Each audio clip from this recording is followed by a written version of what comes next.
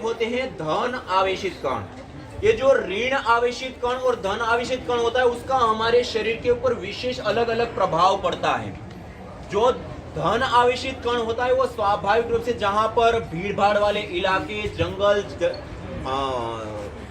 औद्योगिकीकरण आदि होता है ना, वहां पर विशेष रूप से पाए जाते हैं। और धन आवेशित बाहुल्य वायुमंडल में रहने से हमारे शरीर के अंदर ब्लड सीरोटोनिन की मात्रा में चेंज होते हैं, जिसके परिणाम स्वरूप हमारी पूरी बॉडी एसिडिक हो जाती है। कैसी हो जाती है? अम्लीय, हिंदी में कहे तो। और अम्लीय हो जाने के कारण हमारे शरीर के अंदर अनेक प्रकार के रोग और उपद्रव होते हैं। और दूसरे होते हैं ऋण आवेशित कण। वो स्वाभाविक रूप से जहां पर जंगल, पेड़ पौधे, झरने, नदी, तालाब, समुद्र के तट ऐसे स्थान होते हैं, वहां स्वाभाविक रूप से वो पाए जाते हैं और उसमें रहते हैं। तो उसके दो महत्वपूर्ण और विशेष लाभ होते हैं। एक लाभ होता है वो हमारे जो हार्मोन्स होते हैं ना, पिट्यूटरी ग्लैंड आदि जो हार्मोन्स क्रिएट करते हैं, वो हार्मोन्स गुड हार्मोन्स में चेंज होते हैं। स्ट्रेस हार्मोन्स एकदम से डाउन आ जाते हैं और गुड हार्मोन्स बढ़ जाते हैं। तो गुड हार्मोन्स बढ़ते हैं तो हमें कोई रोग होता नहीं। और दूसरा, हमारे पूरे शरीर को अल्कलाइन बनाने का काम करते हैं। क्या करने का? अल्कलाइन मानी क्षारीय कहते हैं ना हम। जब हमारी बॉडी क्षारीय रहती है तो हमारे शरीर में कोई रोग होता नहीं। और हमारी बॉडी एसिडिक होती है तो अनेक प्रकार के रोग आते हैं। इसलिए बॉडी को अल्कलाइन करने के लिए आज प्रचार किया जाता है कि हमारे शरीर के अंदर 70% पानी होता है। हम जो पानी पीते हैं उस पानी को यदि अल्कलाइन वाटर बना करके पिए तो हमारी बॉडी अल्कलाइन रहेगी। अल्कलाइन रहेगी तो कोई रोग होगा नहीं। उस अल्कलाइन वाटर को बनाने के लिए 2.5 लाख से 3.5 लाख रुपए की मशीन आती है। कितने की? 2.5 से 3.5 लाख की। और ये जो हमने हवन किया ना, हवन के बाद जो यज्ञ की भस्म बचती है ना, इस भस्म को थोड़ा सा पीस लेते हैं, खरल कर लेते हैं और उसको छान करके रख लेते हैं। और 1-2 चुटकी पानी 1 गिलास में डाल करके हिला दो, उसका पीएच लेवल 9 से 10 हो जाता है। मानी वो पानी अल्कलाइन हो जाता है। जो 3.5 लाख की मशीन करके देती है वो 2 चुटकी भस्म करके देती है। और उस अल्कलाइन वाटर को जब हमने चेक किया तो अल्कलाइन तो हो गया, लेकिन उसके साथ साथ कैल्शियम जो हमारी हड्डियों को मजबूत करने के लिए आवश्यक होता है। माइक दे। पानी भी पी सकते। स्टैंड लगा। हमारी बॉडी को अल्कलाइन बनाने के लिए काम करने के साथ साथ उसके अंदर कैल्शियम, जो हमारे कहीं घुटनों में दर्द, कमर में दर्द, कट की आवाज आना, ऐसे रोग होते हैं ना, वो क्यों होते हैं? कैल्शियम की कमी से। वो कैल्शियम भी उस पानी में आ जाता है। आयरन, रक्त अल्पता हो जाती है ना, रक्त कम बनना, कम हो जाना आदि आदि रोग होते हैं, तो रक्त अल्पता भी इससे खत्म हो जाती है। मानी कैल्शियम होता है, आयरन होता है, जिंक होता है, पोटेशियम होता है, मैग्नीशियम होता है। ये जो हमारे शरीर को खनिज चाहिए वो सारे खनिज भी इसके अंदर मिलते हैं। मानी वो पानी अल्कलाइन होने के साथ साथ मेडिसिनल वाटर हो गया। कैसा हो गया? Medicinal water. अभी हम गुजरात में गए थे, वहां पर एक व्यक्ति अल्कलाइन वाटर भस्म को पानी में डाल करके मिला था, किसी को बताता नहीं था, खाली पानी में डाल करके बनाता और बोतल पैक बंद करके उसके अंदर ये कैल्शियम आदि भी आ गया और अल्कलाइन हो गया। 100 रुपए का 1 लीटर पानी देता है। कितना? 100 रुपए। और ये भस्म आपके घर के अंदर हवन करे तो वैसे ही मिल जाती है ना। तो ये बहुत बड़ी चीज है। तो ये तो मैंने संयोगवश अल्कलाइन वाटर की बात बताई। मुख्य बात थी धन आवेशित कण और ऋण आवेशित कण। और ऋण आवेशित कणों से हमारी बॉडी कैसी हो जाती है? अल्कलाइन और गुड हार्मोन्स बनते हैं।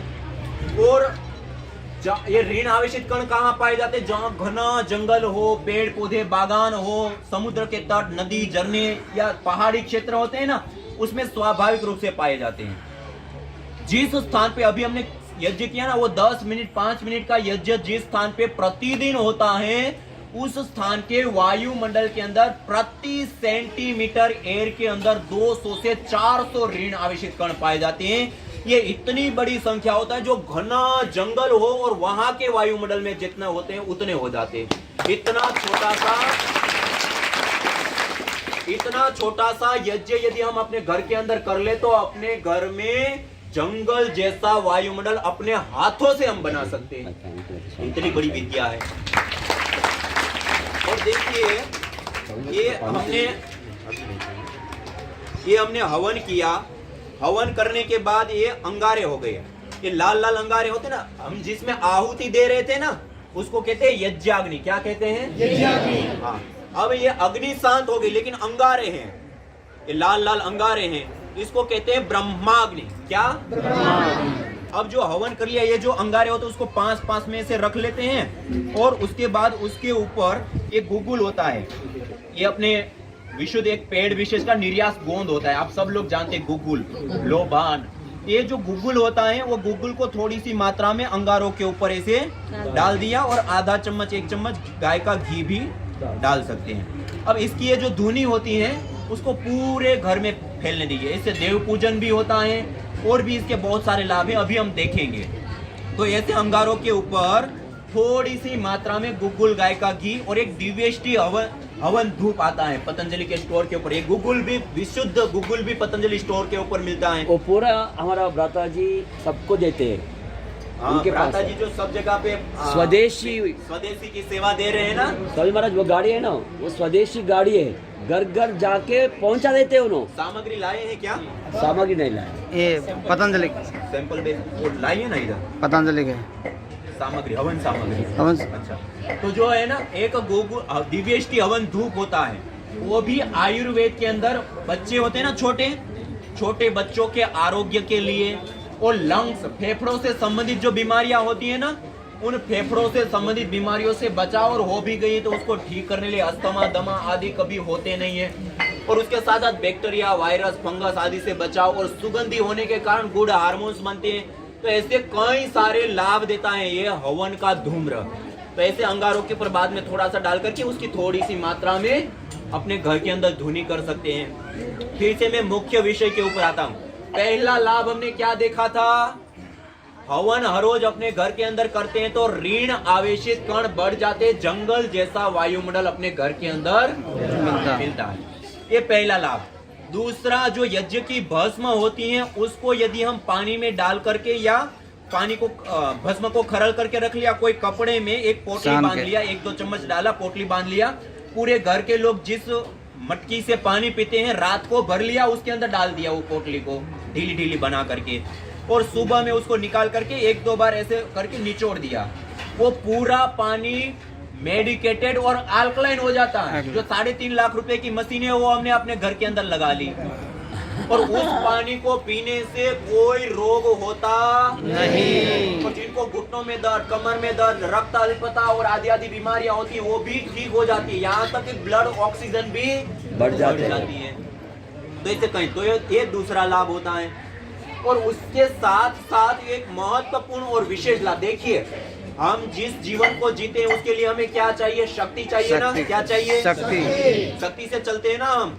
उस शक्ति को प्राप्त करने के लिए हम क्या करते हैं? खाना खाते हैं, आहार लेते हैं ना। वो आहार हम कितने रूपों में लेते हैं? कितने रूपों में लेते हैं? 3 रूपों में लेते हैं। कितने रूपों में? ठोस, द्रव और गैस। ये धरती पर इन 3 रूपों में ही सारे पदार्थ पाए जाते हैं, और इन तीनों रूपों में हम आहार लेते हैं। उसमें जैसे ठोस रूप में रोटी, दाल, चावल आदि लेते हैं, द्रव रूप में पानी, दूध, जूस आदि हम लेते हैं, और गैस रूप में वायु हम लेते हैं। ये 3 रूप में आहार लेते हैं, नहीं लेते हैं? लेते हैं। अब इसमें सबसे ज्यादा आहार 24 घंटे में हम कौन सा लेते हैं? वायु।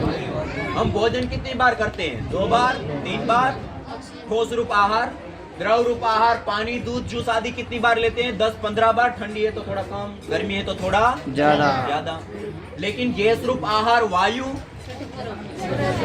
एनी टाइम, 24 घंटे खाते, पीते, उठते, बैठते, चलते, यहाँ तक कि रात को सो जाते हैं तब भी हर 1 सेकंड वायु रूप आहार लेता है, ले रहे होते हैं। मानी 24 घंटा में हमारे द्वारा लिए जाने वाला सबसे ज्यादा आहार है तो क्या है? सबके ज्यादा के साथ साथ सबसे इंपॉर्टेंट आहार हमारा कौन सा होता है? हम रोटी, दाल, चावल, ठोस रूप आहार लेना छोड़ दे तब भी हम 2 से 3 महीने जीवित रह सकते हैं। हम पानी, दूध, जूस आदि द्रव रूप आहार लेना छोड़ दे तब भी हम 2 से 3 सप्ताह जीवित रह सकते हैं। लेकिन हम गैस रूप आहार वायु छोड़ दे तो 1 मिनट भी नहीं।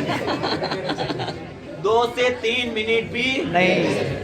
मानी सबसे ज्यादा और सबसे इम्पोर्टेंट महत्वपूर्ण हमारा कोई आहार है तो क्या है? वायु। उस वायु के लिए हम सुबह से शाम तक क्या करते हैं?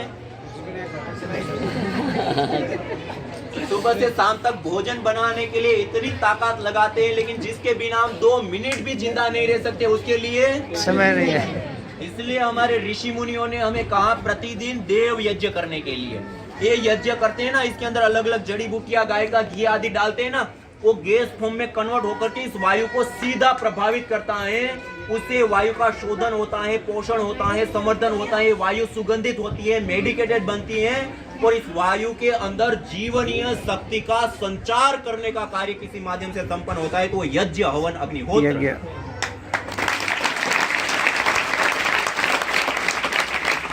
ये कितनावा लाभ हो गया? तीसरा लाभ हो गया। अब चौथा लाभ देखिए, आज सब जगह पर लॉकडाउन पिछले दिनों में चला। कोरोना को आप सब जानते हैं, कोरोना वायरस और अलग अलग चीजें आई। पूरी दुनिया, बड़ी बड़ी अर्थव्यवस्थाएं उससे प्रभावित हो गई। इससे पहले के भी हम आंकड़े देखें ना तो बैक्टीरिया, वायरस और फंगस, ये ऐसे ही एक सूक्ष्म जीव की प्रजातियां होती है और उसके कारण से अनेक प्रकार के इन्फेक्शन फैलते हैं। आज आप में से कितने लोग फोन का प्रयोग करते हैं? सब लोग कर रहे हैं ना। आपको जानकर के आश्चर्य होगा, हमारे घर के अंदर टॉयलेट सीट होती है ना, उसके ऊपर जितना घातक बैक्टीरिया और जितनी बड़ी मात्रा में बैक्टीरिया होते हैं ना, उससे भी ज्यादा घातक और बड़ी मात्रा में बैक्टीरिया हमारे मोबाइल में होते हैं। हम कभी मोबाइल को धोते हैं? कभी नहीं। कभी साफ किया व्यवस्थित? कभी नहीं। और दिन में कितनी बार छूते हैं? और वो बैक्टीरिया खाते पीते चलते हर बार वो हमारे संपर्क में आते हैं। इसी प्रकार हमारे घर में सीढ़ी लगी होती है, उसके ऊपर ग्रिल लगी होती है, उसके ऊपर हर कोई व्यक्ति हाथ लगाता है। सार्वजनिक स्थानों पर सीढ़ी की ग्रिलों के ऊपर हम हाथ लगाते हैं। डोर होते हैं ना, दरवाजे, उसके हैंडल को हम बार बार हाथ लगाते हैं। ये सारी चीजें भारी मात्रा में ये बैक्टीरिया, वायरस, फंगस आदि को फैलाती है, जिसके कारण से हम WHO के आंकड़ों को देखें ना, विश्व स्वास्थ्य संगठन, इसके कारण से जो बीमारियां होती हैं उसको कहते हैं कम्युनिकेबल डिजीज। क्या कहते हैं? और इन बीमारियां होने के बाद कई हजार करोड़ रुपए की दवाइयां खा जाते हैं और उसके बावजूद पूरी दुनिया में प्रति वर्ष 2.25 करोड़ लोगों का जीवन चला जाता है। कितने लोग? एक छोटा आंकड़ा नहीं है। और आपको जानकर के आश्चर्य होगा, ये जो हमने अभी 5-7 मिनट यज्ञ किया ना, ये यज्ञ करने पर जो धूम्र उठता है, पहले हमने केमिस्ट्री लैब में उसको एनालाइज किया कि इस धूम्र के अंदर क्या होता है। तो इस धुएं के अंदर बड़ी भारी मात्रा में माइक्रोबायल एक्टिविटी देने वाले मॉलिक्यूल्स, कंपोनेंट्स पाए गए। उसके बाद माइक्रोबायोलॉजी लैब के अंदर ये जो 2.25 करोड़ लोगों की जो जान जाती है, उसके लिए जो कारणभूत बैक्टीरिया, फंगस आदि होते हैं, उसको लिया और ये 5 मिनट यज्ञ किया। कितनी देर? 5 मिनट। और उससे जो धूम्र निकलता है वो उससे प्रसारित करने दिया। 5 मिनट के यज्ञ से आपको जानकर के आश्चर्य होगा, वो जो 2.25 करोड़ लोगों की जो जान लेने वाले बैक्टीरिया, फंगस आदि हैं, वो 5 मिनट के यज्ञ से 65% से लेकर के 96% तक नष्ट हो गए। मानी इतना सा हवन अपने घर के अंदर कर ले तो हमारे बच्चों से लेकर के बड़ों पर्यंत किसी को कोई बैक्टीरिया, वायरस, फंगस जनित कम्युनिकेबल डिजीज होगी नहीं। और घर घर में हम इतना पहुंचा दे तो हजारों करोड़ की दवाइयां बचाने के साथ साथ हम 2.25 करोड़ लोगों का जीवन बचा सकते। इतनी बड़ी विद्या है। करना चाहिए नहीं करना चाहिए? ये कितने लाभ हो गए? 4। अब 5वां लाभ, आज जिस अथाह वायु के समुद्र में हम श्वास लेते हैं वो वायु प्रदूषित हो गई। कैसी हो गई है? वायु प्रदूषण बढ़ गया है नहीं बढ़ गया? बढ़ गया। इसके अंदर SOx, NOx, CFC, क्लोरोफ्लोरोकार्बन, ये कुछ ऐसी अवांछित गैसें, जिसको हम जहरीली गैसें कहते हैं, पोल्यूटेंट गैसें कहते हैं, वो इसमें घुल गई और हम 24 घंटे इसमें सांस लेते हैं। तो उसके कारण से क्या होता है कि ये जो वायुमंडल है वो प्रदूषित होने के कारण हमारे हेल्थ के ऊपर बहुत बुरा प्रभाव पड़ता है। अभी जो रिसर्च सामने आई, जो बड़े शहर है, प्रदूषित शहर है, उसमें रहने पर 1 वर्ष यदि हम उसमें रहते हैं तो 1 वर्ष रहने पर 6 महीने से लेकर के 5 साल की हमारी आयु कम हो जाती है और उसके साथ साथ लंग्स आदि कमजोर होकर के कई सारे प्रकार के अलग अलग कैंसरों को भी जन्म देता है। और WHO के आंकड़े बताते हैं कि इतनी हानि के साथ साथ प्रति वर्ष 70 लाख से अधिक लोग केवल मात्र वायु प्रदूषण से मौत के मुंह में समा जाते। कितने लोग? मानी जो वायु हमें जीवन देती है वही वायु आज लोगों के जीवन दे रही है। इतना खतरनाक वायु प्रदूषण बढ़ गया है। और ये जो हमने अभी 5-7 मिनट का जो यज्ञ किया ना, ये हवन करने पर एथिलीन ऑक्साइड, प्रोपिलीन ऑक्साइड से लेकर के अलग अलग प्रकार की गैसें बनती है।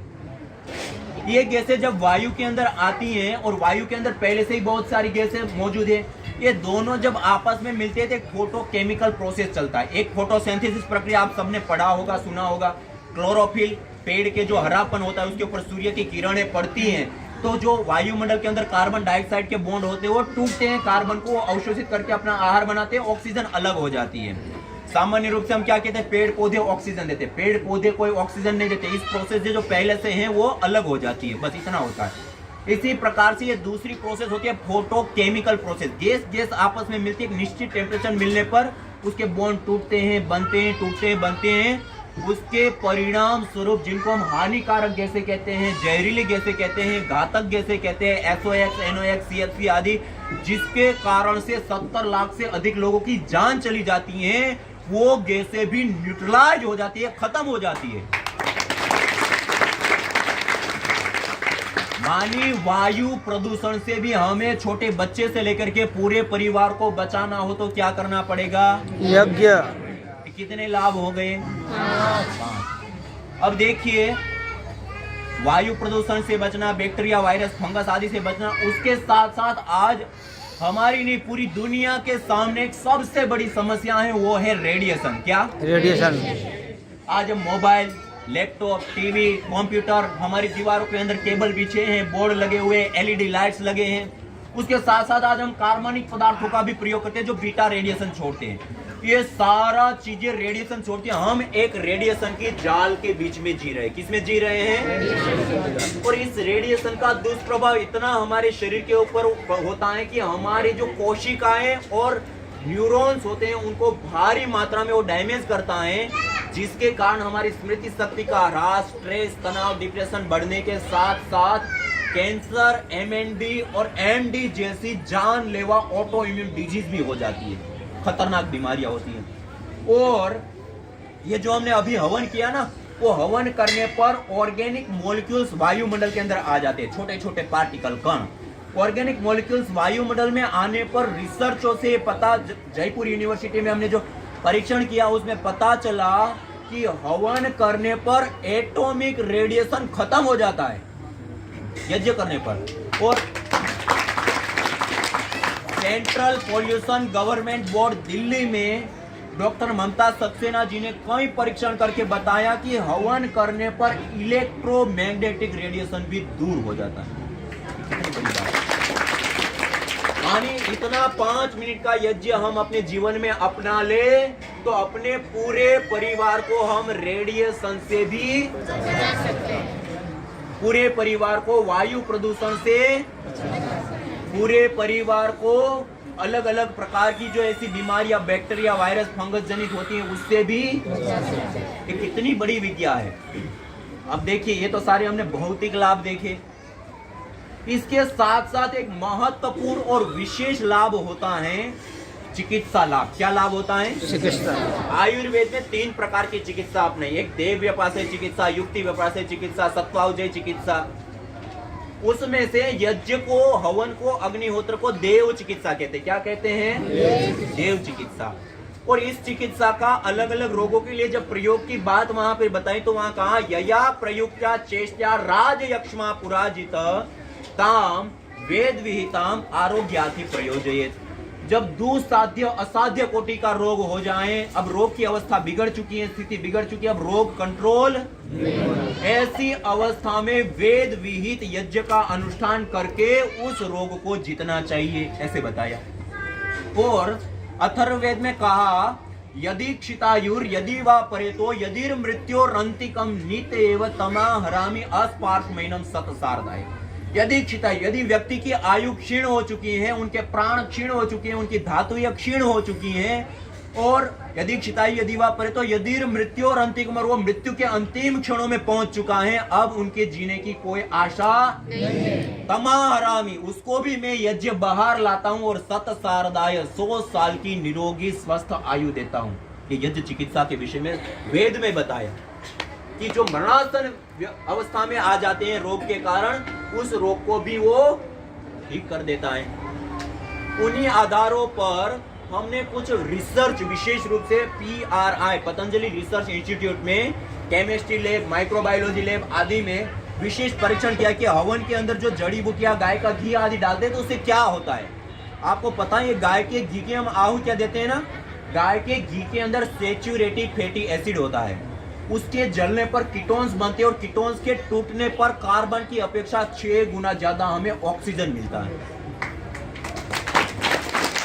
और उसके साथ साथ जब हम हवन सामग्री के साथ जब हवन करते हैं ना, और वो जो हवन का धूम्र उठता है, अलग अलग जड़ी बूटियों से हवन करने पर जब उसको एनालाइज किया और उसमें देखा गया तो उस हवन के धूम्र के अंदर मल्टीपल कंपोनेंट्स अवेलेबल फॉर्म में होते हैं। हम अपनी बॉडी को डिटॉक्सिक करने के लिए एंटीऑक्सीडेंट कंपोनेंट्स लेते हैं ना, हवन के धूम्र के अंदर एंटीऑक्सीडेंट कंपोनेंट होते हैं जो हमारी बॉडी को डिटॉक्सिक करते हैं। उसके साथ साथ एंटी एफ्लेमेटरी कंपोनेंट, जो सूजन या इन्फेक्शन होते हैं ना, उनको दूर करने के लिए जो हम दवाइयां लेते हैं, उसमें जो कंपोनेंट्स होते हैं वो भी उसमें पाए जाते हैं। उसके साथ साथ एंटी ट्यूबरकुल कंपोनेंट, जो असंतुलित रूप से कोशिकाएं बढ़ जाती है ना, गांठ बन जाती है, अलग अलग अंग बाहर आ जाते हैं, ऐसी जो बीमारियां होती है उसको भी दूर करने वाले कंपोनेंट्स पाए गए। एंटी माइक्रोबायल एक्टिविटी देने वाले, मानी बैक्टीरिया, वायरस या फंगस जनित इन्फेक्शन या फिर उससे जनित जो बीमारियां होती है उसको ठीक करने के लिए जो हम दवाइयां लेते हैं, उसके अंदर जो कंपोनेंट्स होते हैं वो भी पाए गए। एंटी एंजियोजेनी, जो कैंसर होता है ना, कैंसर, अलग अलग प्रकार के कैंसर होते हैं, उन कैंसर को ना होने देना या हो गया है तो उसको ट्रीट करने के लिए जो हम दवाई लेते हैं ना, वो कंपोनेंट्स भी इस हवन के धूम्र के अंदर मिले। और यहाँ तक कि एंटी एंजियोजेनी, हमारे जीन्स में आने वाले बदलावों को भी रोकने वाले कंपोनेंट्स, मॉलिक्यूल्स इस हवन के धूम्र के अंदर होते हैं, गैस फॉर्म में।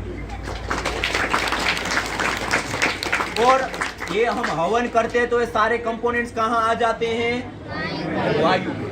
अब वायु में आ गया, हमारा सबसे ज्यादा और सबसे इंपॉर्टेंट आहार कौन सा होता है? वायु, जिसके बिना हम 2 मिनट भी जिंदा, उस वायु के अंदर वो ऐड हो गया तो श्वास के माध्यम से हर एक सेकेंड, हर एक श्वास के साथ हमारे शरीर के अंदर जाते हैं। और जो बड़ी बीमारियां कहते हैं, दुस्साध्य असाध्य कोटि की बीमारियां कहते हैं, वो बीमारियां भी यज्ञ करने पर ठीक हो जाती है। और पहले से भी यज्ञ करते हैं तो कोई बीमारी होती ही नहीं, और हो गई तो रोगानुसार विशेष जड़ी बूटियां होती है। यहाँ पे भी पतंजलि सभी स्टोर के ऊपर उपलब्ध है। जैसे जिनको आंखों से संबंधित समस्या हो, असमय में बाल झड़ना, बाल का सफेद हो जाना, फोड़े, फुंसी, कील मुंह से अधिक निकलना, या फिर एसिडिटी अधिक मात्रा में बनना, अधिक पसीना आना, अधिक शरीर से बदबू आना, ये सारे रोग पित्तज रोग कहे जाते हैं। कैसे रोग कहे जाते हैं? और इन पित्तज रोगों को ठीक करने के लिए पित्तेष्टि हवन सामग्री, आपको जानकर के आश्चर्य होगा, आज दुनिया में पहली बार, आज तक हम जो दवाइयां खाते हैं उसके ऊपर पूरी एविडेंस बेस्ड स्टडी होती है, आज दुनिया में पहली बार हवन में होने वाली हवन सामग्रियां भी आज अपने पास 11 प्रकार की एविडेंस बेस्ड जड़ी बूटियां हैं, जो हम 24 घंटा श्वास ले रहे हैं, उस श्वास के माध्यम से वो कंपोनेंट्स देकर के चिकित्सा करने की ये विधा और विद्या है। और उसमें जैसे मस्तिष्क से संबंधित रोग होते हैं तो उसके लिए मेदेष्टि, पित्त से संबंधित रोग होता है तो उसके पित्तेष्टि, पित्तेष्टि, वात से संबंधित जो घुटनों में दर्द, वातेष्टि, कमर में दर्द, सर्वाइकल, स्पॉन्डिलाइटिस आदि रोग होते हैं तो उसके लिए वातेष्टि हवन सामग्री। इसी प्रकार जिनको ऑटो इम्यून डिजीज है, मल्टीपल रोग हो जाते हैं या वंशानुगत रोग होते हैं ना, ऐसे रोगों को ठीक करने के लिए प्राणेष्टि हवन सामग्री है।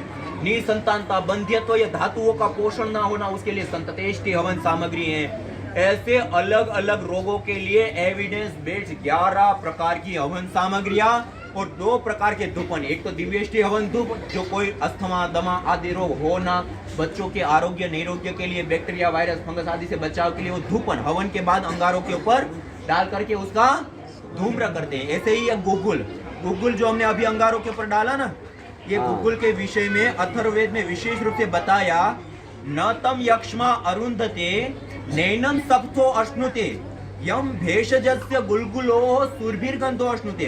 जिसको ये गुग्गुल भेषज औषध की सुगंधि प्राप्त होती है, उसको कैसे किसी भी प्रकार का उस परिवार में, उस जीवन में, उस घर में कोई रोग ताप संताप हो सकता है। मानी जिस घर में गुग्गुल की धुनी होती है उसमें कोई रोग नहीं होंगे, कोई ताप संताप अदृष्ट शक्तियों का वार नहीं होगा। और उसके साथ साथ बताए घृत गुलगुलो होमे च सर्वोत्पाता दिन मर्दनम। घी और गुग्गुल का हवन करने पर ये प्रकृति में जो उत्पात होता है ना, अतिवृष्टि, अनावृष्टि, भूकंप, बाढ़, वो भी नहीं होते हैं, शांत हो जाते हैं। और उसके साथ साथ कहा गुग्गुलम धूप कामार्धम प्रसिद्धम मंगल प्रदम। गुग्गुल धूप होता है वो धूपन कार्य के लिए प्रसिद्ध होता है, जीवन के लिए मंगलदायी होता है। बाह्याभ्यंतर देहस्य शोधनार्थम प्रकल्पयेत। शरीर के बाह्य और आभ्यंतर शोधन के लिए इसका धूपन हमें करना चाहिए।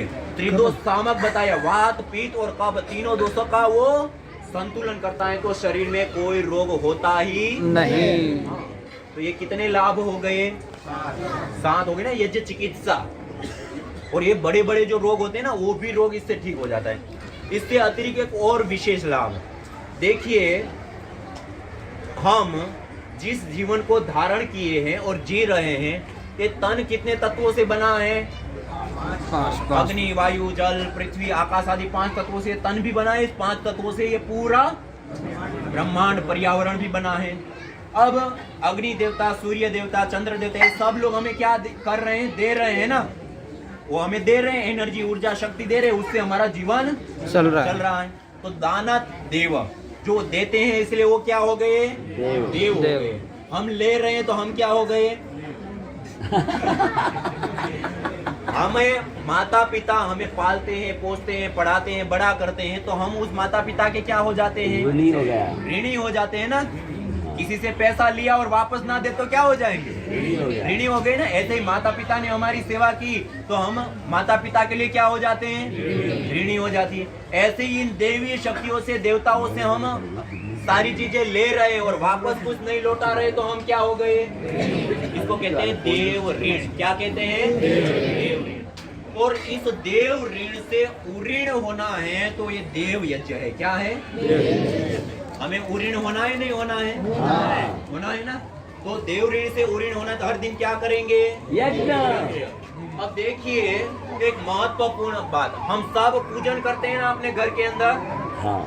जब अवसर विशेष होता है तो बहुत अच्छे अच्छे लड्डू बनाते हैं, मिठाई बनाते हैं, भगवान के सामने धरते हैं और फिर कौन खा जाते हैं? कौन खा जाते हैं? उनके नाम पे अच्छे बनाते हैं। भगवान को दिखाया और खुद भगवान श्री कृष्ण जी 3य अध्याय में कहे, यज्ञ शिष्टासीन संतो मुच्यन्ते सर्व किल विषय भुंजते तु त्वगम पापा ये पचन्ति आत्म कारणात्। बिना हवन के जो भोजन ग्रहण करता है, अन्न को ग्रहण करता है, प्रसाद को ग्रहण करता है, बिना हवन का, भुंजते तु त्वगम पापा, वो पापी है, पाप का भोग कर रहा है, अन्न का नहीं। पापी है और पाप का भोग। कितने कठोर शब्दों में बताएं। और अग्नि में आहुति देने के बाद जो ग्रहण करता है, यज्ञ शिष्टासीन संतो मुच्यन्ते सर्व किल विषय, वो सभी प्रकार के पापों से, दोषों से। क्या बात है। तो और शास्त्रों में कहा अग्निर्वै देवानां मुखम। अग्नि जो होता है ना, वो देवताओं का मुख होता है। और मंत्रोच्चारण पूर्वक जब हम अग्नि में आहुति देते हो तो वो सारे देवी देवताओं को पहुंच जाता है। इसलिए जो देव पूजन किया जाता है ना, वो अग्नि में आहुति देकर। आप सब लोगों ने भी अपने दादा दादी आदि को देखा होगा, पके हुए भात, चावल, पके हुए भात को अंदर थोड़ा गुड़ मिला करके, थोड़ा गाय का घी मिला करके अग्नि में आहुति देते हुए देखा है किसी ने? कई लोगों ने देखा होगा ना। तो ऐसे अग्नि में, ये अग्नि में आहुति दे करके जो पूजन करते हैं वो वास्तविक पूजन कर रहे हैं। बाकी भगवान को दिखा करके हम खुद खा जाते हैं, पाप के भागी होते हैं। तो आगे से हम पूजन कैसे करेंगे? हवन करके अग्नि में आहुति देंगे, उसके बाद ग्रहण करते हैं। तो ये एक और विशेष लाभ, देव ऋण से उऋण होना है तो क्या करना पड़ेगा? यज्ञ। तो ये कितने लाभ हो गए? 8। एक और लाभ विशेष, देखिए हम जिस जीवन को जी रहे हैं इस किस आधार पे हमें मिलता है? पुण्यों के आधार पे। किसके आधार पे? पुण्य। हम पूर्व जन्म में जो भी काम किया उस आधार पे पुण्य, और जो भी काम किया उस आधार पे हमें पुण्य और पाप कमाते हैं। उसी के आधार पे हम शास्त्रों की दृष्टि से देखें तो जाति, आयु और भोग, ये 3 चीजें मिलती है। कितनी? जाति। जाति मानी मनुष्य, कीट, पतंग, पशु, पक्षी, पेड़ पौधे, क्या बनना है। अब मान लो हम मनुष्य तो बन गए, मनुष्य बन गए, मनुष्य जाति का निश्चय हो गया। अब जाति के बाद आयु, अब उसमें आयु कैसे मिलनी है? एक व्यक्ति को हम देखें तो जन्म होते ही मृत्यु को प्राप्त हो जाते हैं, एक युवावस्था में मृत्यु को प्राप्त हो जाते हैं, और एक चीर काल तक जीते। मान लो उसमें भी हमने चीर काल की आयु भी मिल गई। जाति के बाद आयु मिल गया, आयु के बाद क्या मिलता है? भोग। क्या? भोग मानी इस वर्तमान जीवन में हमें क्या सुख सुविधाएं या क्या मिलना है? उत्तम ज्ञानी माता पिता होते हैं, अज्ञानी माता पिता भी होते हैं, यशस्वी कुल खानदान होता है, सामान्य कुल खानदान भी मिलता है, धनवान, धन धान्य ऐश्वर्य भी हमारे पास। एक व्यक्ति पैदा होते ही हजारों करोड़ का उनका संपत्ति होता है, और एक व्यक्ति के पास खाने के लिए रोटी भी खोजनी पड़ती है। एक व्यक्ति को हम देखें तो बीमार हो जाए, मरणासन अवस्था में भी होता है तो उसको कोई पूछने वाला नहीं होता है, और एक व्यक्ति को देखे तो छींक भी आ जाए तो पीछे 10 डॉक्टर खड़े होते हैं। ये सब किसके आधार पे मिलता है? किसके आधार पे? पुण्यों के आधार पे। और हमारा जीवन कैसा होना चाहिए, उसका मूल केंद्र क्या होता है? पुण्य। क्या होता है? पुण्य। और मानव जीवन में आकर के पुण्य कमाने का सबसे बड़ा साधन, सबसे बड़ा उपाय, अथाह पुण्यों को देने वाला कोई उपाय है तो यज्ञ, हवन, अग्निहोत्र। ये यज्ञ पुण्यों की कृषि है, पुण्यों को प्राप्त करने की फैक्ट्री है।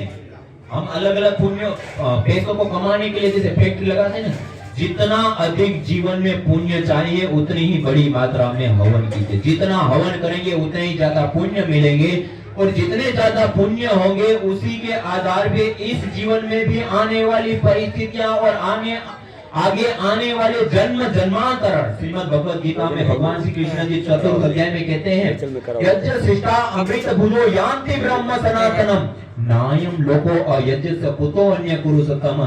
जो यज्ञ करने के बाद प्रसाद शेष को ग्रहण करता है वो सनातन ब्रह्म को प्राप्त करता है। नायम लोको अयज्ञस्य कुतो अन्य कुरु सतम। जो यज्ञ नहीं करता है उसके लिए तो यह लोक भी सुकर नहीं होता है, परलोक की तो बात छोड़ दो। जो यज्ञ करता है उसके लिए यह लोक भी सुकर होता है, और आने वाले जन्म जन्मांतर उसके सुधर जाते हैं। इसलिए ये कितना लाभ हो गया? कितना? 9 हो गए। इससे अतिरिक्त देखिए सबकी रुचि होती है, और सबसे जबरदस्त लाभ है एक, वो है मनोकामना की पूर्ति। आज मनोकामना की पूर्ति के लिए तो हम सब दौड़ रहे हैं, कोई कहीं कहीं कुछ काम, कोई कुछ कार्य। मनोकामना की पूर्ति के लिए आपने कल्प वृक्ष की कल्पना सुनी होगी। कल्प वृक्ष किसी ने देखा? नहीं देखा। किसी ने अनुभव किया? नहीं किया ना। किसी ने नहीं देखा, किसी शास्त्रों में भी नहीं लिखा है कल्प वृक्ष के बारे में। लेकिन यज्ञ को जरूर मनोकामना की पूर्ति का साधन बताया। जगह जगह पे, एक जगह पर नहीं, जगह जगह पर इष्ट काम धूप, सर्व काम धूप, सत्याः सन्तु यजमानस्य कामा। अलग अलग जगह पे अलग अलग रूप में कहा कि जो व्यक्ति यज्ञाग्नि के अंदर आहुतियां प्रदान करता है और आहुतियां प्रदान करने के बाद जो प्रार्थना करता है, अपनी मनोकामना रखता है, उनकी वह सारी मनोकामनाएं पूर्ण होती है। तो मनोकामना की पूर्ति का भी ये सबसे बड़ा साधन है। तो कितने लाभ हो गए? और देखिए हमारे शास्त्रों में विशेष रूप से बताया, हम मूल रूप से क्या चाहते हैं? दुखों की निवृत्ति चाहते हैं ना। येन सद अनुष्ठानेन संपूर्ण विश्वम कल्याणम भवेत्। आध्यात्मिक, आधिदैविक, आधि भौतिक ताप त्रयोन उन्मूलनम सुकरम स्यात् तद यज्ञ पदाभिधेयम का। जिस सद अनुष्ठान को करने से संपूर्ण विश्व का कल्याण हो और साथ में व्यक्तिगत जीवन में आने वाले जितने भी दुख है उसको 3 कैटेगरी में बांटा, आध्यात्मिक, आधिदैविक और आधि भौतिक। जीवन में आने वाले सारे दुखों का उन्मूलन, उन्मूलन मानी दूर होना, जिससे सरल हो जाए, उसको क्या कहते हैं? यज्ञ। अच्छा, आपकी आवाज नहीं आ रही है, भूख लग गई? क्या कहते हैं? यज्ञ। हाँ, आपकी आवाज आएगी तो हमें भी ऐसा लगेगा कि आवाज हमारी पहुंच रही है। तो ये सबसे विशेष बात है।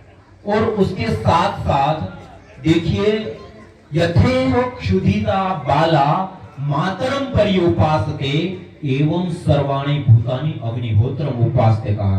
जैसे भूख से पीड़ित बालक अपनी माता की उपासना करता है, अपनी माता की गोदी में जाता है, निश्चित रूप से वो बुभुक्षा रूपी दुख की निवृत्ति निश्चित होती है। एवं सर्वाणि भूतानि, ऐसे ही सारे मनुष्यगण अपने जीवन में आने वाले विभिन्न दुखों से छुटकारा, मुक्ति पाने के लिए यज्ञ, हवन, अग्निहोत्र को करते हैं। तो अपने जीवन से हम दुख से छुटकारा चाहते हैं तो क्या करना पड़ेगा? यज्ञ। हमें बैक्टीरिया, वायरस, फंगस से अपने और अपने परिवार को बचाना है तो क्या करना पड़ेगा? यज्ञ।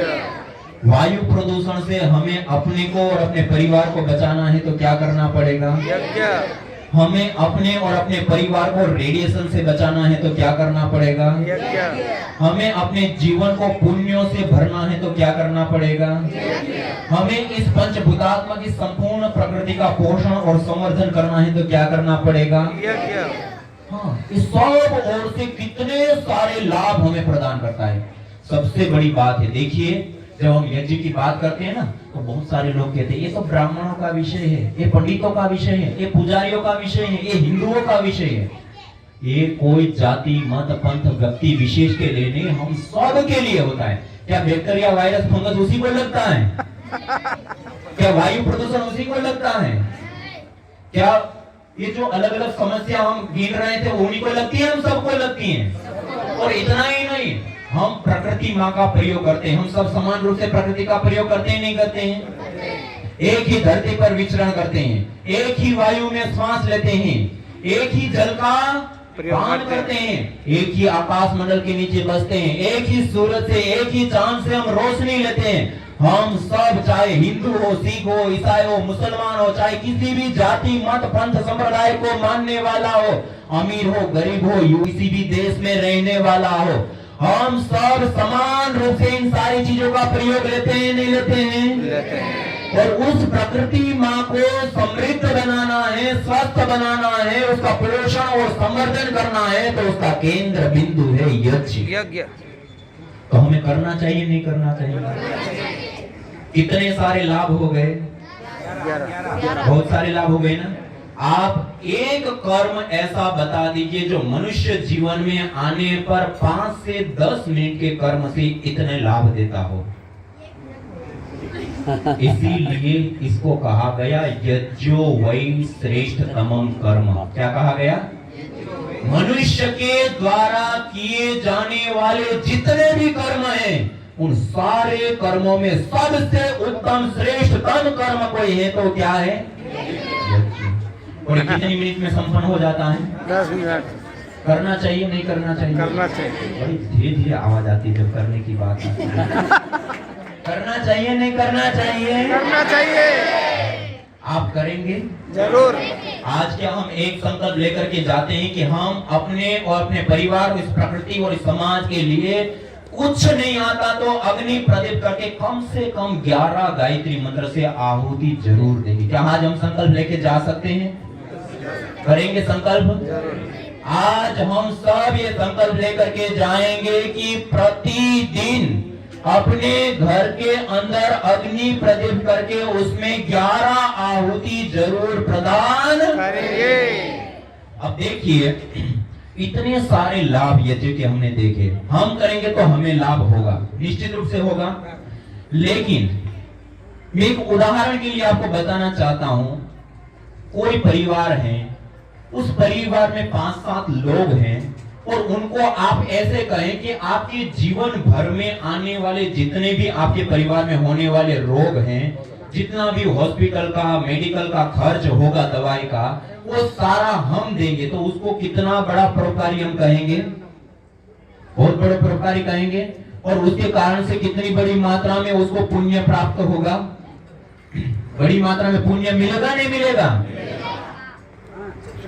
हम यदि एक परिवार तक हवन कुंड पहुंचाते हैं, एक परिवार को हम प्रेरित करते हैं और इस 10 मिनट का यज्ञ सिखा देते हैं, बता देते हैं और करा देते हैं, तो वो पूरा परिवार बैक्टीरिया, वायरस, फंगस, रेडिएशन से लेकर के, वायु प्रदूषण से लेकर के, बीमारियों से लेकर के सब चीजों से बच जाएगा और मानसिक क्लेशों से लेकर के सारे अशुभों से, अदृष्ट अशुभों से भी बच जाएगा और पुण्यों से लेकर के कितने सारे लोग लाभ उस परिवार को भी मिलेंगे, नहीं मिलेंगे? खाली एक परिवार का मेडिकल खर्च लेने पर कितना बड़ा पुण्य प्राप्त होता है। और आप उस मेडिकल खर्च उसके घर का रोकने के साथ साथ आप और भी कई सारे लाभ देने का जो पुण्य का बिंदु है, आप एक घर के अंदर हवन कुंड पहुंचा देते और उसको प्रेरित करते हैं, तो इतना बड़ा पुण्य के आप भागी होते हैं। तो क्या आज हम एक और संकल्प लेकर के जा सकते हैं? क्या हम एक सप्ताह के अंदर अपने भाई, अपने मित्र, अपने संबंधी, अपने साथ कार्य करने वाले, अपने संबंध में आने वाले एक व्यक्ति को, एक सप्ताह में एक व्यक्ति को हम प्रेरित करके उनको 10 मिनट का यज्ञ सिखा सकते हैं? जरूर सिखा सकते हैं। क्या आप इस कार्य को करेंगे? क्या आप हमारा साथ देंगे? जरूर। हम सब आज एक और दूसरा संकल्प लेकर के जा सकते हैं कि हर एक सप्ताह में टारगेट के साथ हम एक परिवार को जरूर यज्ञ के लिए प्रेरित करेंगे और उनके घर में हवन सिखाएंगे। करेंगे? तो जोरदार ताली के साथ अपना समर्थन दीजिए।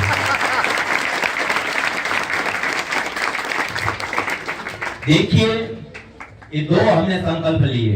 एक तो प्रतिदिन हम हवन करेंगे, दूसरा सप्ताह में एक परिवार को यज्ञ के साथ जरूर जोड़ेंगे। अब देखिए, आज हम सब लोगों ने साथ में मिलकर के यज्ञ किया, आनंद आया नहीं आया? आया। आपकी आवाज ढीली ढीली आई, क्या कम आनंद आया? आया नहीं आया आनंद? आया ना? क्या हम एक और संकल्प लेकर के जा सकते हैं? क्या 3 या 6 महीने में हम सब एक साथ बैठ करके, एक साथ अपने अपने कुंडों में हवन करके एक महायज्ञ महोत्सव मनाएं? जरूर। तो आज हम ये संकल्प तीसरा भी लेके जाएंगे। 3 महीने या 6 महीने में हम सब लोग मिल करके, हम तो आज संकल्प लेके जा रहे हैं, एक तो हम हो गए और एक सप्ताह में एक परिवार को जोड़ेंगे। तो 3 महीने में करेंगे तो कितने परिवार हो गए? 12। तो अगले 3 महीने के बाद हम एकत्रित हो तो कितने परिवार हो जाएंगे? 37। आज हमने कितने कुंडों के साथ हवन किया? 40 कुंडों के साथ हवन किया। 40 गुणा 40 12 कितने हो गए? 48 480। बहुत सारा हो जाएगा ना? 400। क्या हम करेंगे? आज हम ये भी संकल्प लेकर के जाएंगे कि हर 3 महीने या फिर 6 महीने में सब लोग साथ में मिलकर के एक बड़ा यज्ञ महोत्सव मनाएंगे। आप आएंगे?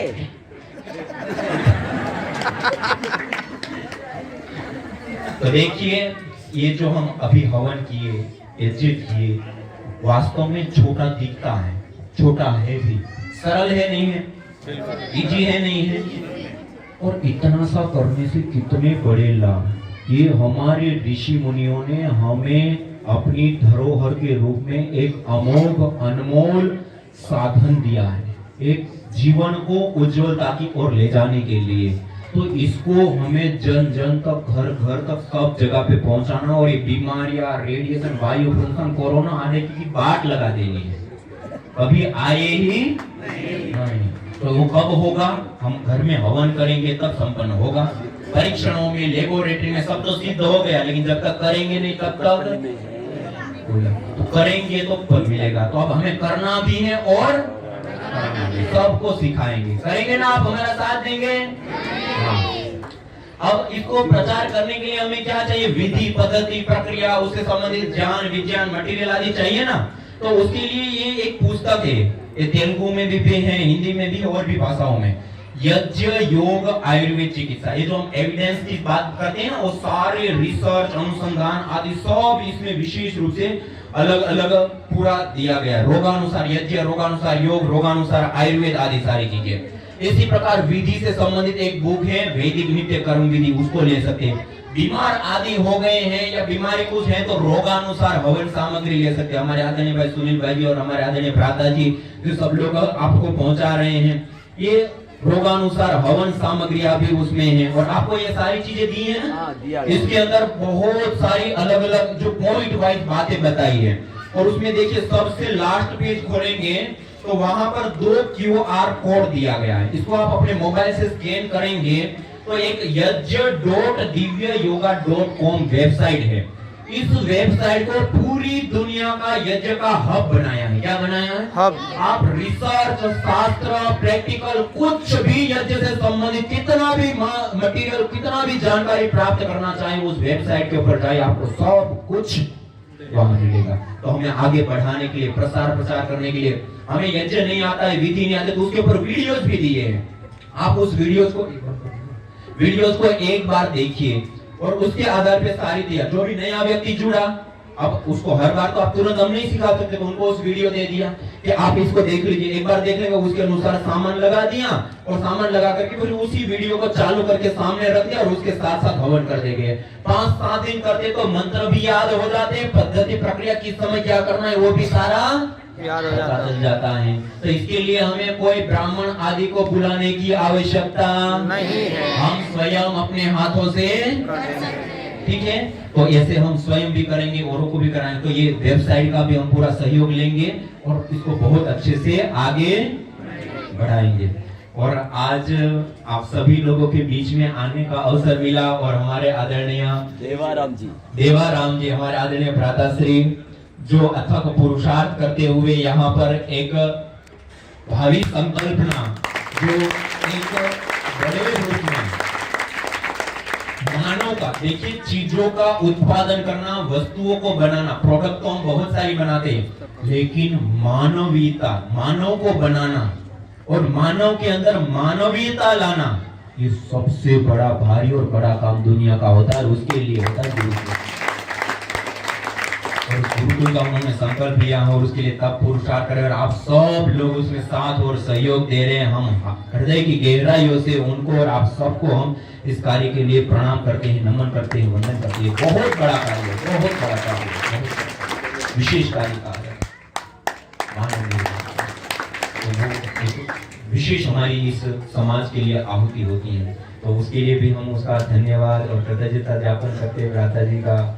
और हमारे साथ हमारे आदरणीय हमारे नंदनम कृपाकर जी, पतंजलि योगपीठ के जो सभी अलग अलग संगठन चल रहे हैं, उन संगठनों में विशेष करके अपना उत्तरदायित्व निभा रहे हैं और योग, यज्ञ, आयुर्वेद से लेकर के जो अपनी प्राचीन विद्याएं हैं उनको जन जन तक, घर घर तक पहुंचाने के लिए और निज पुरुषार्थ कर रहे हैं और पूरा जीवन समर्पित करके कार्य कर रहे हैं।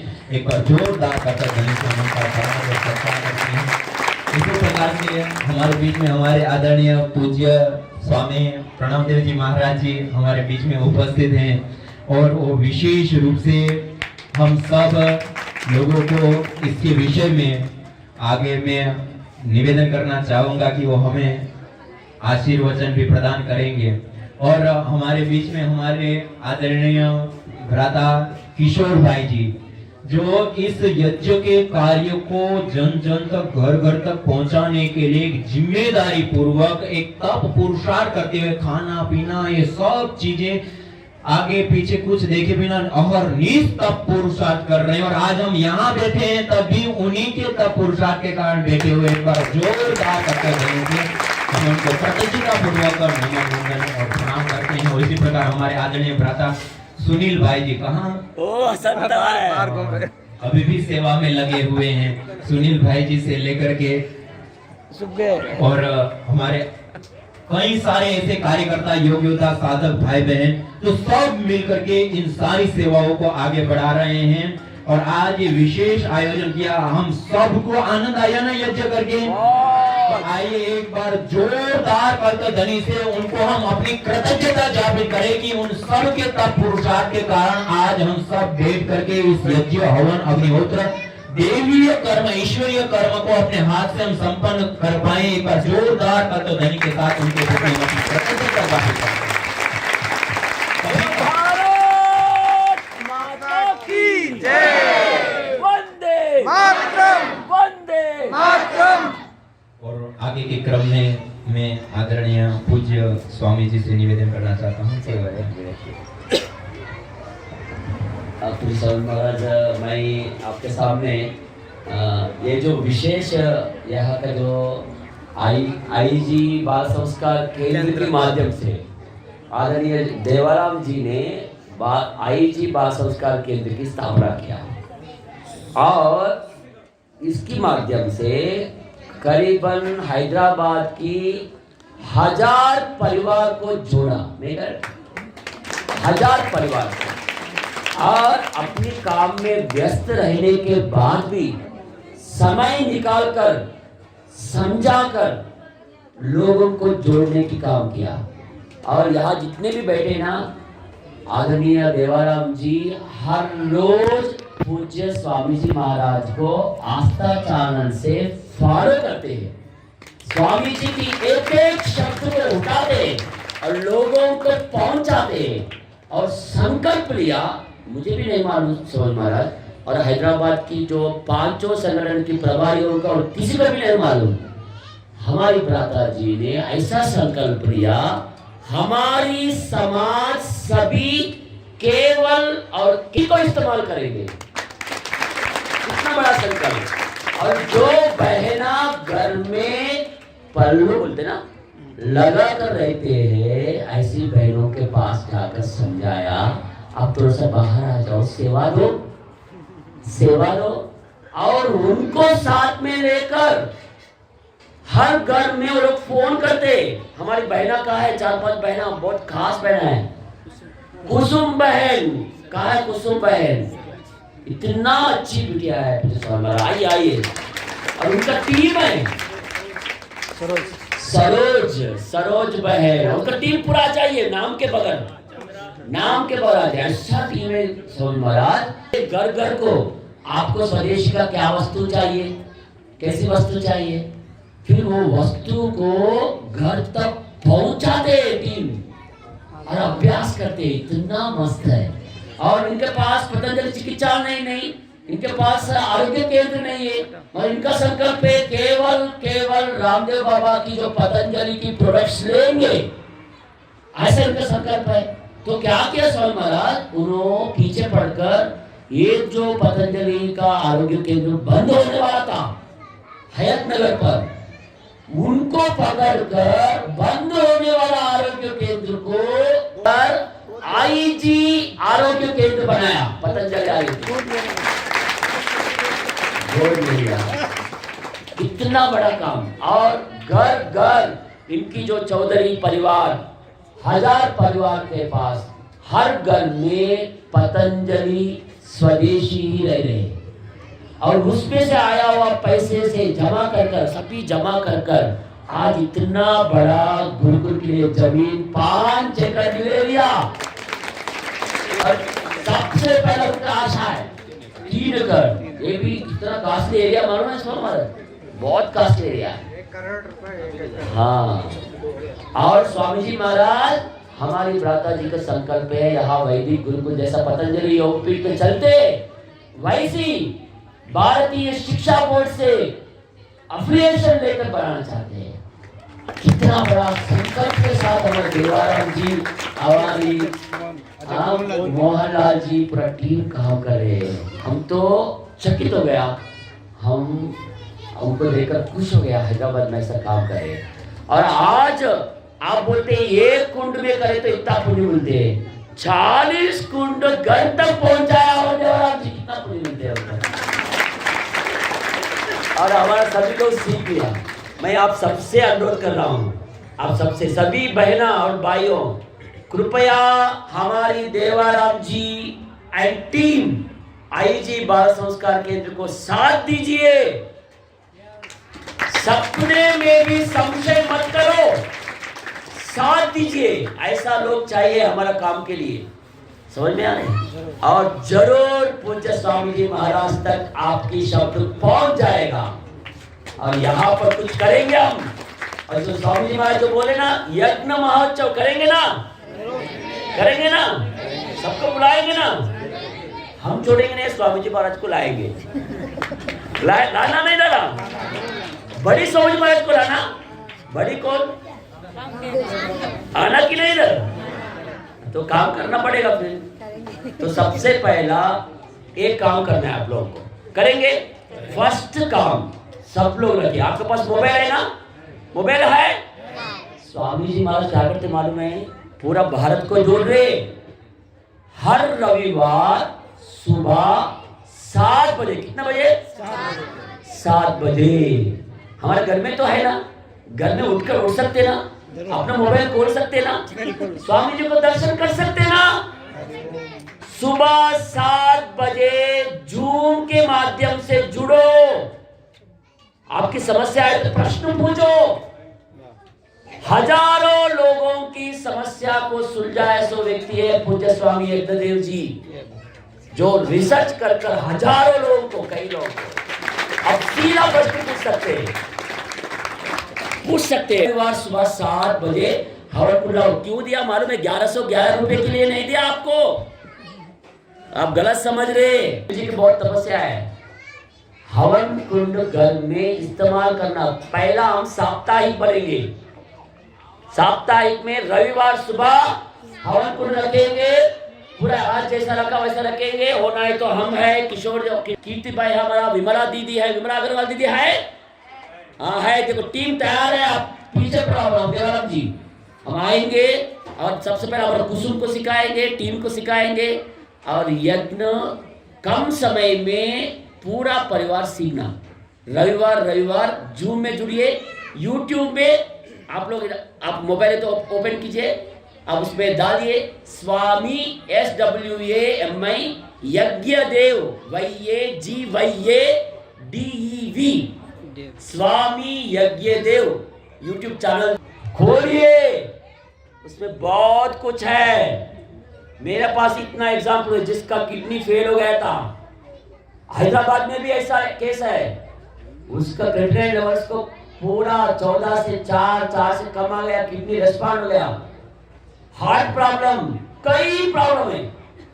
तो आपको समस्या का समाधान क्या है? आपका हाथ में मोबाइल है, उसमें बैक्टीरिया भी है, रविवार स्वामी जी कार्यक्रम भी है। क्या चाहिए आपको?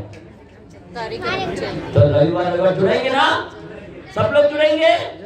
एक तो जोर से कहेंगे, हरिद्वार से हरिद्वार बने यज्ञीय परिवार, बने यज्ञ परिवार।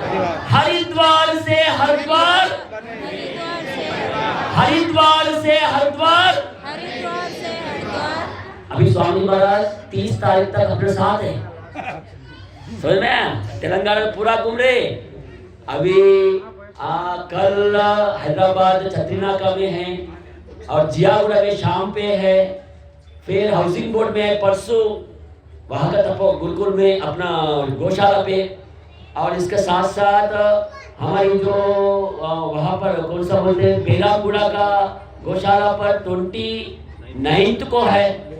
ऐसा कई जगह पे है, वो लिस्ट रखूंगा, आपको जैसा समय अनुकूल है आप आइए, नहीं तो YouTube में जूम में जुड़ के देखिए, मैं चैनल भिजाते रहता हूँ, भ्राता जी को सबको पहुंचाएंगे। सीखिए, उठाएंगे ऐसा आशा रखते हुए। हमारे पास और एक ऐसी पूज्य स्वामी जी की सबसे करीब है जो बहुत काम किया, हमारे पूज्य स्वामी प्रणव देव जी है, और आशीर्वाद लेंगे। हमसे कुछ थोड़ा सा त्रुटियां है, आज मैच बॉक्स नहीं ले सका, सभी को भूल गया, और छोटा छोटा त्रुटियां है, किशोर को कृपया माफ कीजिए। अगला समय में जैसा ये जो प्रिंट है ना, प्रिंट बुक आने वाला था आपको, इसमें पूरा है, विधि विधान सब कुछ है, इसलिए सबको दिया। प्रिंट अब तक पहुंचा नहीं सका, इसलिए मैं और जो बुक के बगैर प्रिंट करके लाया हूँ। आगे कलरफुल प्रिंट बुक मैं भ्राता जी को दे दूंगा, अभी इसको इस्तेमाल कीजिए, संभाल दीजिए, ठीक है। तो बहुत बहुत धन्यवाद। मैं पूज्य स्वामी प्रणव देव जी महाराज से अनुरोध करता हूँ हमें आशीर्वाद दे, और इस अभियान में हमें आगे बढ़ने के लिए, और हमारा देवाराम जी की जो सपना है ना, वो हर फल साकार हो, और स्वामी जी महाराज के यहाँ लाए, बड़ा यज्ञ महोत्सव करे। 11,000 कितना? हाँ देखेंगे।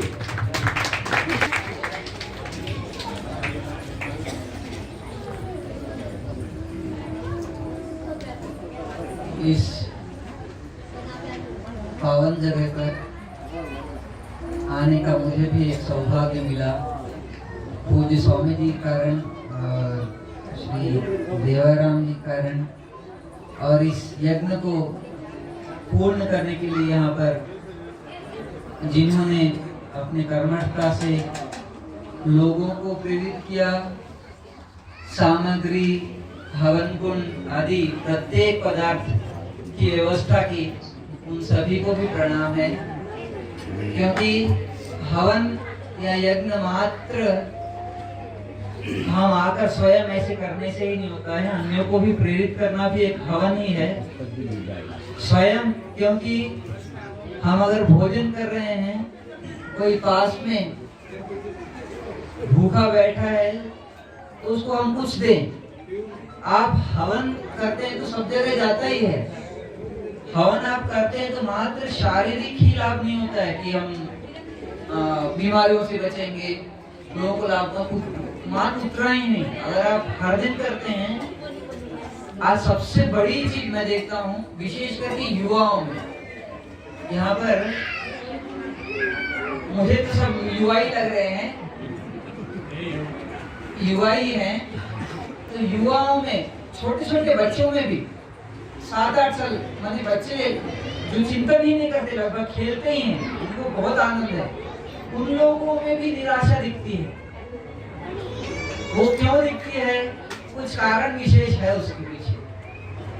अगर आप हर दिन हवन करते हैं, अगर बच्चे भी आजू बाजू बैठते हैं, तो उनमें ये नेगेटिविटी या निराशा जनक, जिसको अंग्रेजी में क्या बोलते हैं, डिप्रेशन आदि बोलते हैं ना, डिप्रेशन आदि हो ही नहीं सकते हैं अगर आप हर दिन करते हैं। और टेंशंस अनेकों बिजनेस में लॉस हो गया, हमारे कोई सबके गुजरना तो सबको ही है, गुजरते हैं ही है, ऐसे कोई है यहाँ पे बैठा जिसके परिवार में कोई 200 साल पहले वाला व्यक्ति बैठा हो?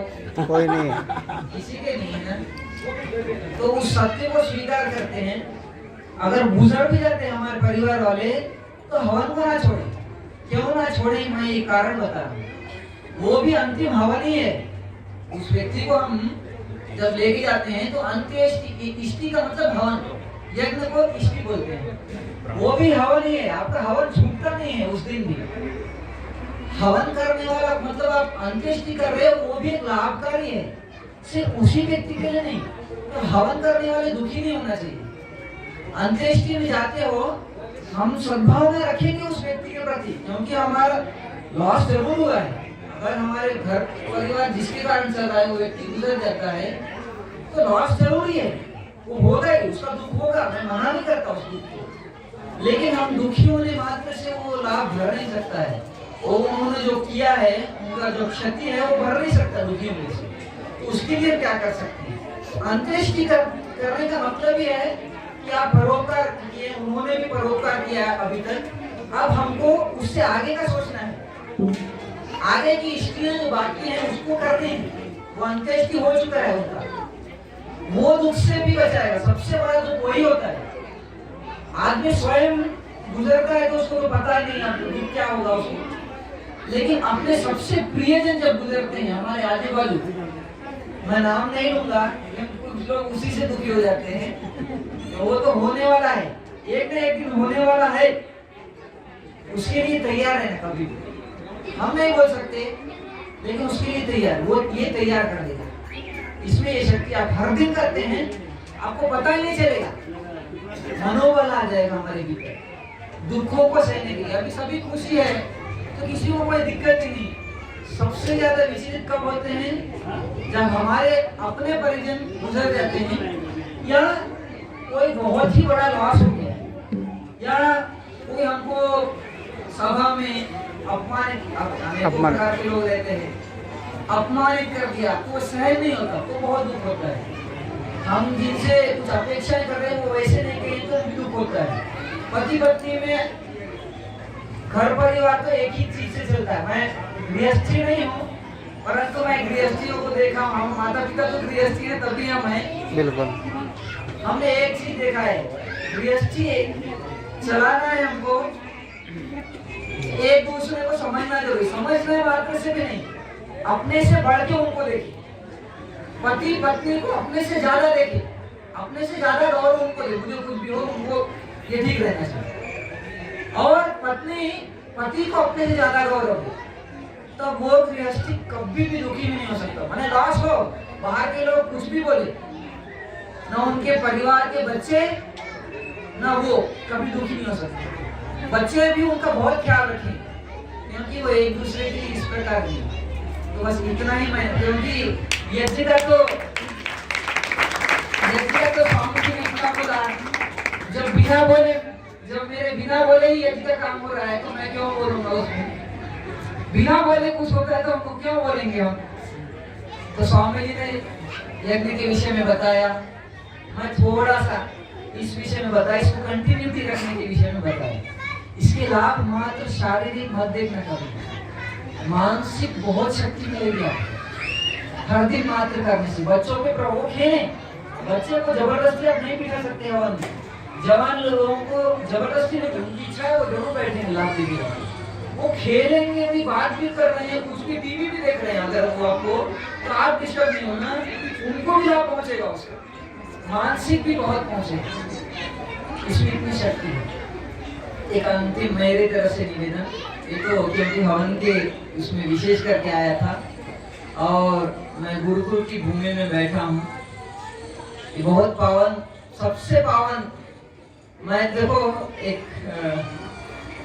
घर में सबके मंदिर होता है, मैं भगवान की तुलना तो किसी से नहीं करूंगा, परंतु सबसे पावन जगह वो होता है जहाँ ज्ञान अर्जन किया जाता है। सबसे पावन वही जगह, यहाँ पर जो होगा यहीं से तैयार होता है।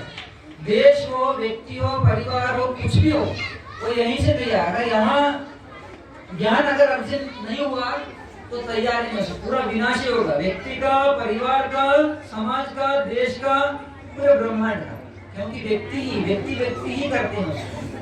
तो गुरुकुल का संकल्प लिए, उसके लिए मेरे तरफ से ढेर सारे प्रणाम। गुरुकुल में जो चीजें होती हैं वो थोड़ा घर पर भी प्रारंभ करने का प्रयास करें। शास्त्र, आप लोगों में से कितने लोग शास्त्र का अध्ययन करते हैं? हर दिन सप्ताह में एक बार। मैं प्रवचन सुनने की बात नहीं कह रहा हूँ, शास्त्र, मूल शास्त्र को अध्ययन करने की बात कह रहा हूँ। योग शब्द कितने लोग जानते हैं? योग शब्द, एक बच्चा वहाँ पे बहुत जोर से हाँ हाँ हर चीज में बोल रहा था, वो आवाज नहीं कर रहा। अभी योग का नाम, आप योग शब्द को जानते हो? योगा करते हो? योग, ऐसा कोई व्यक्ति नहीं है ना जो योग शब्द को नहीं सुना। सबको मालूम है, सब लोगों ने सुना है ना। तो इसमें परम पूज्य स्वामी जी ने इतना मेहनत किया और हमारे प्रधानमंत्री ने आगे बढ़ाया, तो पूरे विदेशों में भी अंग्रेज विश्व में इस शब्द का बहुत बड़ा अर्थ है। मात्र हम जो करते हैं ना, कुछ सूर्य नमस्कार कर लिए, कुछ आसन कर लिए, थोड़ा प्राणायाम, ये योग की साधन है। योग बहुत बड़ा चीज है। शास्त्र अगर हम थोड़ा पढ़ेंगे तो हमको चीजें समझ में आएंगी, क्योंकि मानसिक दुख है सबसे बड़े, याद रखना। आज एक युवा को मैं देखता हूँ, न्यूज़पेपर में भी, टीवी में भी आता है, वो इंजीनियरिंग में या किसी में सेकंड आया है, थर्ड आ गया तो आत्महत्या कर ली। वो शरीर से स्वस्थ था, परिवार में कोई कमी नहीं थी, सब चीज सुख सुविधाएं थी, कभी भी इतना घोर चीज क्यों कर लिया? ये घोर एक प्रकार से अपराध है उसके प्रति भी, उसके परिवार, क्योंकि उसका परिवार उससे कुछ चाहता था, वो परिवार को भी केयर नहीं किया। ये बहुत बड़ा गलती किया। वो क्यों किया? क्योंकि उसने अध्ययन नहीं किया, न शास्त्रों का अध्ययन किया, न स्वयं का किया। वो गुरुकुल में नहीं पढ़ा। इस बात का याद रखें, शास्त्रों को पढ़ें। योग, छोटी सी एक बात बोल के मैं 1 मिनट ज्यादा से ज्यादा लूंगा, क्योंकि पतंजलि महर्षि ने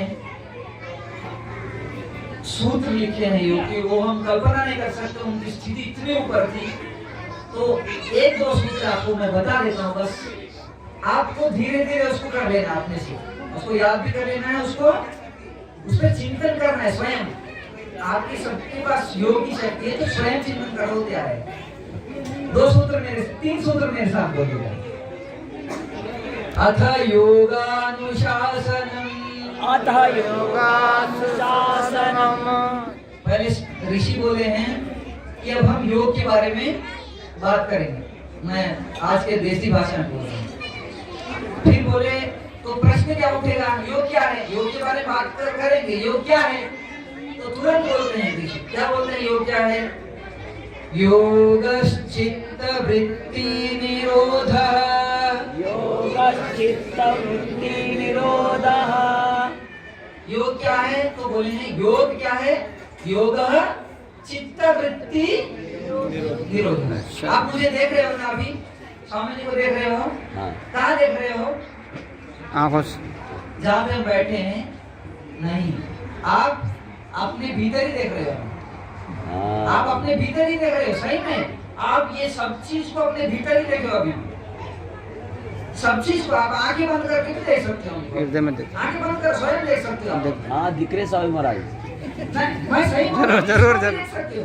एक बार दिख क्यों? आप जो चीजें देखी हो ना, वो आपके आंखों के द्वारा अंदर ही आपको दिखाई देता हर चीज। आप अपने शरीर से बाहर कुछ भी अनुभव नहीं किए हो। आप आदमी को भी अनुभव किए हो तो जब आपके शरीर से स्पर्श हुआ तभी किए हो, गर्म है। आप बैठे हो कि कोमल है या कैसे कठोर है, आप इसी के माध्यम से अनुभव किए हो। अनुभव यही होगा, बाहर अनुभव नहीं होगा, बाहर साधन होंगे। तो इसके लिए क्या बोल रहे हैं ऋषि?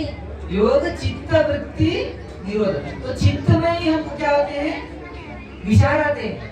अभी सब लोगों को सेब को याद करो। सेब दिख रहा है आपको? दिखेगा। सेब फल होता है ना, सेब दिख रहा है आपको? देख लो, दिख रहा है? अभी दिख रहा है क्या? अभी भी दिख रहा है ना? तो हम सब चीज हम यही देखते हैं, अंदर ही देखते हैं।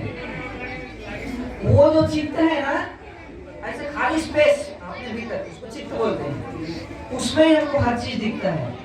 तो वो चित्त, उसमें जो आ रहा है ना, उसको वृत्ति बोलते हैं। वो कुछ भी आए, भगवान आए या भूत आए, कुछ भी आए, वो वृत्ति ही है जो हम बना रहे हैं। आप भगवान को भी बनाते ही हो, जो बनता नहीं है वही भगवान है, ये याद रखना। आप जो बनाते हो ना, वो भगवान नहीं हो सकता। भगवान का मूर्त हो सकता है, उसका भी बहुत लाभ है, लेकिन वो भगवान नहीं हो सकता। आप जिसको बनाते हो कैसे भगवान? उसने तो हमको बनाया ना। हम जिसको बनाए वो कैसे भगवान हो सकता है? तो जो इसमें हम बनाते हैं, भगवान को भी बनाते हैं। जैसे सेब को बनाया, अभी तुरंत आपने बनाया, और देखिए अनजान चीजों को आप नहीं बना सकते। जैसे मैं बोलूँ आपको अभी कि आप सुन्नुंडलू देखो, आपको थोड़े पता चलेगा। आपको ये शब्द का अर्थ नहीं पता, इसके लिए नहीं बना। नहीं बनता। आपको जो चीज नहीं पता वो नहीं बना सकते, जो चीज पता है वही बनाओगे। जो चीज पता है अभी तक वो भगवान नहीं है, याद रखना, वेदों में भी कहा है। तो जो चीज नहीं पता है आपको, वो नहीं बना पाए, तो उसको बनाने का प्रयास मत करना कुछ भी। तो इसके लिए चित्त वृत्ति, भगवान को जानना है या आत्मा में स्थिर होना है, तो आप अपने बनाने वाले प्रोसेस को बार बार चिंतन करके प्रोसेस करते हैं ना हर चीज को, उसको थोड़ा रोको, उसको विराम दो। यही हो गया सबसे बड़ा अंतिम यही है। इसके लिए जो साधन है उसको भी योग कहते हैं। उसके लिए साधन है ध्यान करना, प्राणायाम करना, आसन करना, व्यायाम करना, ये सब योग आते हैं। लेकिन उसका लक्ष्य ये है कि चित्त वृत्ति, आपका विचार किसी का नहीं रुकता, आपको पता होना चाहिए ये बात। कोई विचारों को रोक सकता है क्या? नहीं रोक सकता। योग करोगे तो हो सकता है वो स्थिति आए, जब रुकेगा तो अपने आप आपको क्या होगा? अंतिम सूत्र बोलेगा, तदा द्रष्टु स्वरूपे वस्त्रानम। जब ऐसे हो जाएगा तो आपको सारे दुख मिट जाएंगे और आपको अपना स्वरूप, निज स्वरूप पता चल जाएगा। जिसको निज स्वरूप पता चल जाता है उसको किसी चीज का न भय है, ना उसको कोई दुख है, ना उसको किसी चीज के पीछे भागने की जरूरत है। उसके पास बड़ा राजा भी आए या कोई सामान्य व्यक्ति भी है, उसको समान दृष्टि से देखता है। व्यवहार अलग अलग करेगा, व्यवहार तो करना ही पड़ेगा अलग अलग, नाटक है। हाँ, लेकिन उसकी दृष्टि में वो समान है। यही स्थिति भगवान गीता में बहुत बार, मैं भगवत गीता बहुत बार पढ़ाया हूँ, मुझे बहुत परम पूज्य गुरु जी के कारण, मेरा तो अपना क्या है, गुरुओं के कारण है, मात्र अभी के गुरु नहीं, अनेकों गुरु ऋषि परंपरा आ रही है, उन गुरु के ही प्रतिनिधि है अभी सभी आज की हमारे गुरु, उन गुरुजनों के कारण ही हमको मिला है। तो उसमें से मैं कुछ जो मैं दे सकता था प्रसाद। धन्यवाद। सभी एक साथ हाथ जोड़कर ओम श्री गुरुभ्यो नमः। ओम। हमें यज्ञ के 10 लाभ बताए। अब केक काटने में तो 1 लाख दिखा दो उसमें। केक काटने से बैक्टीरिया खत्म होता क्या? नहीं। कौन सा केक काटने से बीमारियां दूर हुई? उल्टा थूक का, जो थूक में जो बैक्टीरिया होता है ना, डबल हो खिलाते हैं। केक और यज्ञ में यही फर्क है। बार बार हम निवेदन करते हैं, अपने बच्चों के जन्मदिन, शादी के सालगिरह, गृह प्रवेश की वर्षगांठ और जो भी हो, आप प्लीज केक मत काटिए। नहीं काटेंगे। हम बार बार बोलते हैं केक मत काटो, यज्ञ करो, तो करेंगे क्या? यज्ञ करके केक काटेंगे। ये मामला कैसे हो गया बताया था ना, साड़ी के ऊपर जींस पैंट पहनना। क्या बात है। कैसे दिखता है वो कार्यक्रम? तो ये है अपने, तो इसको हमें बोलना है। रही बात, तो 5 मिनट ले रहा हूँ खाली। ये अपना प्रांगण है, यहाँ पर बनेगा वैदिक गुरुकुल। ये बहुत बड़ा प्लांट है, छोटा नहीं है, तो सबको सहयोग इसमें भरपूर करना है। हम ऐसी योजना यहाँ पर ला रहे हैं कि ताकि ऑटोमेटिक यहाँ से कुछ इनकम हो और यहाँ पर निर्माण कार्य चले। तो धीरे धीरे ऐसी योजना सोच रहे हैं कि जिसमें भलाई भी हो और इनकम भी हो, जिसमें राष्ट्र की भलाई हो, जनहित हो और गुरुकुल के लिए भी भलाई हो। वैसी योजनाएं हम लोग लाते हैं और आप लोग देखते ही हैं व्हाट्सएप के अंदर। उसमें एक योजना हमने लाई है, स्वदेशी अभियान।